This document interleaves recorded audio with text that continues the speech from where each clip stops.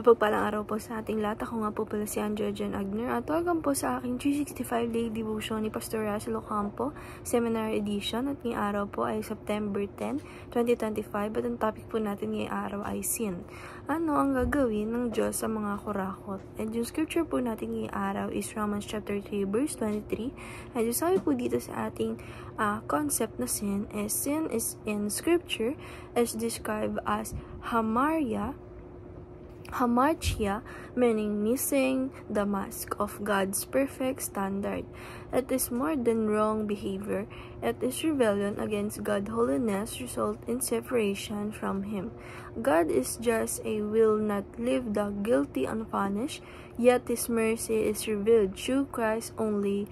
Through Jesus' sacrifice can be forgiven, restored, and freed. From condemnation, our response is the repent, renounce sin, and walk in obedience, trusting Christ alone for salvation.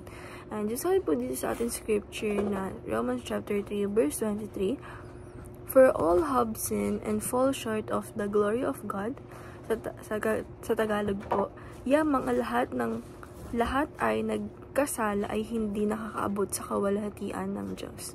And yung teaching number 1 po natin, sabi po dito, sin is hamartia, which means missing the mark. Sabi po dito na yung sin is, ito po yung hamartia na ang ibig sabihin ay missing the mark. Na parang tayo po, pag nakagawa tayo ng kasalanan or yung mga corrupt, is nakagawa ng malaking kasalanan, is nawawala sila doon sa perfect standard ng ating Panginoong Diyos. And napupunta sila doon sa talagang pinaka-wrong behavior na which is na rebellions against God's holiness. And talagang result nito is separation sa ating Panginoong Diyos. And sabi po sa ating teaching number 2, God will not leave the guilty unpunished. Sabi po dito na yung ating Panginoong Diyos, hindi niya iiwan na yung mga nagkasala sa Kanya is talagang hindi mapaparusahan. And teaching number 3, Christ alone saves us from God's punishment.